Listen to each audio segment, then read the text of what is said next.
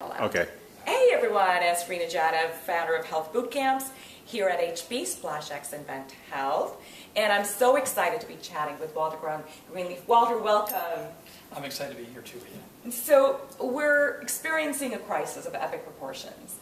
We're seeing some pretty significant mental health spending, and yet the numbers keep going up, right? So 200 billion spent, 30% jump in the last decade. And we've had two very famous people we've lost lately. Do you see something of a light at the end of this tunnel in the middle of this crisis? I do. I'm very excited because there is a lot of change underway in our healthcare system. Yes. The continents are colliding. The tech companies are jumping into healthcare. If we look at Microsoft, Apple, Google, Samsung, the list goes on. They're moving into healthcare and they're bringing a lot of energy and new momentum to it.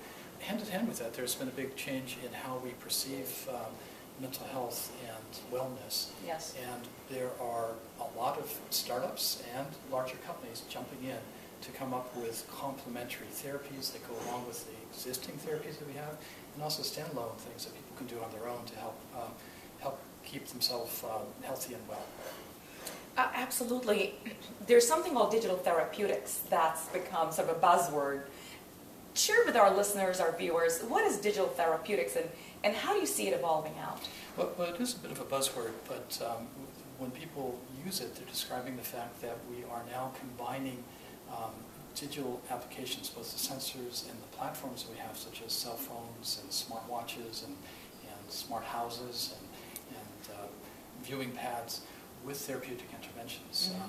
The phrase that is often used in the pharmaceutical area is going beyond the pill. Yes. Not just writing a prescription, but also connecting the medication, the expertise behind the medication, maybe the clinician who's prescribing it, to the consumer and giving them extra information through a digital health platform. But it's not just the pharmaceutical companies, it's also the medical device companies. Everybody involved in the healthcare arena is trying to decentralize and make the patient the point of care as opposed to the clinic or the doctor being the point of care. And really ensuring that the patient is empowered to start making those health and wellness decisions, because I think so far our model has been structured in a way that the patient relies on the doctor. Right. Even though the patient is at the center and the patient is ultimately paying for the health care they're getting in one form or another, we have to shift the business model, we have to shift the delivery model to represent what we can do now, what's enabled now by the new technologies that we have. And pills don't heal, so I love the fact that now we're talking about therapeutics, where we're truly talking about healing and it's beyond a pill. Bayer is a very exciting company, and there's some very exciting news where they've actually received FDA approval. Pear Therapeutics. Pear Therapeutics. Right. Pear recently, I was one of the original team members of Pear, so I'm very excited about this. Yeah. But Pear, last September, received FDA certification for its digital app Reset to help with the opioid crisis. And that's a big thing, to be able to have both the safety and the efficacy of an intervention be reviewed by the FDA and certified.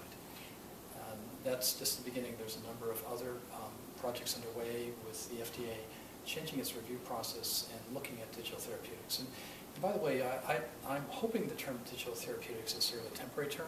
Mm-hmm. We're using it now to describe something that's new. But I think in the future, not too far from now, it'll just be one more part of the therapeutic process, and it won't put it in a separate category. And hopefully the first. Absolutely. That's my personal hope, is that you go into the doctor's office and the first attempt is, let's try this. Let's try this particular non-pill approach. Or before you go into the doctor's office, you've been managing your own health and wellness using some digital healthcare apps and the information about your sleep, about your nutrition, about your activity levels, about everything that is helpful to do a better analysis of what might be your issues is already collected and can be provided. Now, we have to be careful about this and make sure we protect privacy, etc. But there's some powerful new tools coming out that will help with better interventions, and I think we'll show up in the clinician's office with a lot of extra information based on the sensors that are around us. Or the clinician will come to us, right? Exactly. As we were chatting a few minutes before we started hitting record, that we have these sensors and the information's coming to us. Hey, your blood pressure is high. Why don't you go meditate a little bit and get your blood pressure down? One of the things I'm really excited about is I do a lot of work with virtual reality and augmented reality technology. And I'm finding it to be a very powerful tool. Well, we've got a prop here. Yeah, we do. We have a head-mounted display, this one by Hewlett-Packard.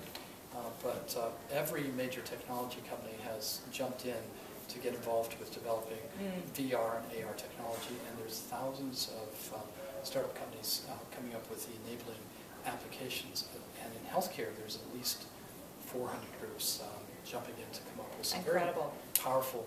And there's a lot we can do. In mental health, we have tools that can help with anxiety, that can help with depression, that can help.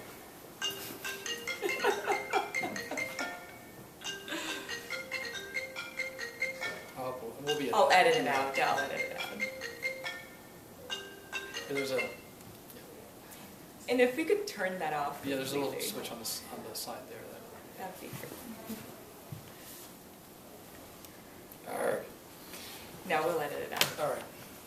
So where were we? Why don't you pose the question again?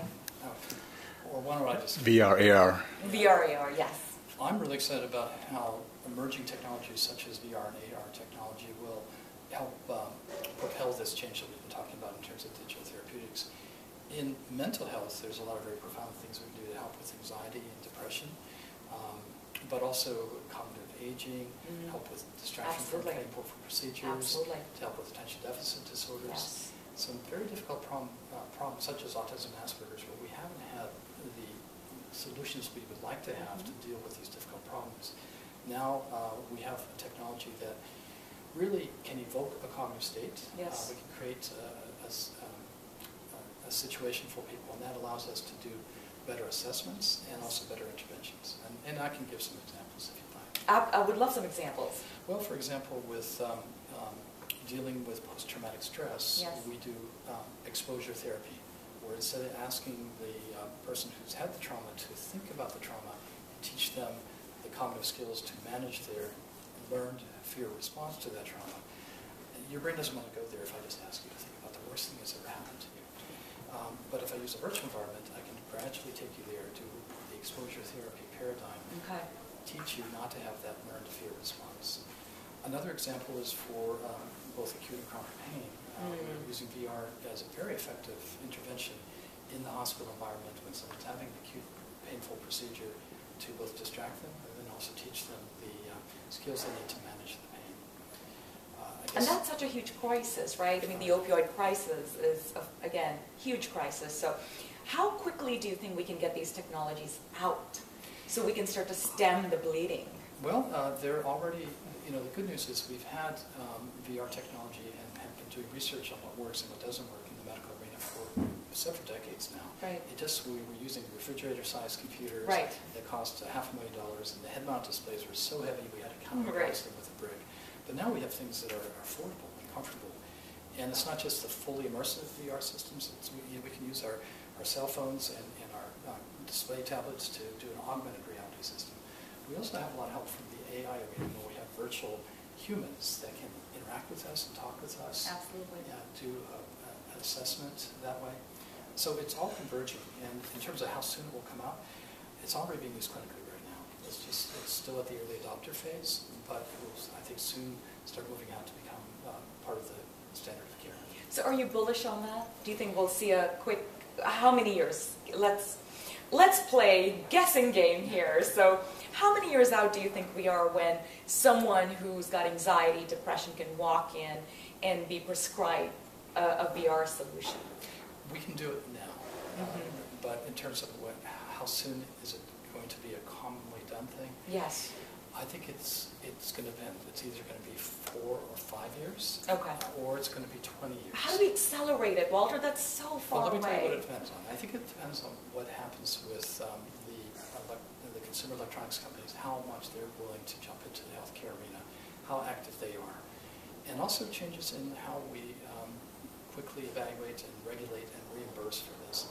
If the winds are favorable and people see, oh, this is an effective intervention, we're going to change the reimbursement system to address it, it could happen very fast, because we already have some innovative interventions in the whole spectrum, stroke rehabilitation, for example. But until we have that sea change in technology underwriting and perception by the clinical community, so that's why it could either be very soon or it could take a while. Mm-hmm. If you were to make one prediction in the mental health space, what would that be? I think in the mental health space, I think we're going to have stress management, coping skill, educational systems, and systems that help one with generalized anxiety disorders and also panic attacks. I think those are going to come out in the consumer arena in the next few years, and they will be available to help people right away. Okay. They'll move over to the clinical arena for more serious problems, and also problems like major depressive disorder in the next 5 years or so. But I think it will start with health and wellness first. Okay.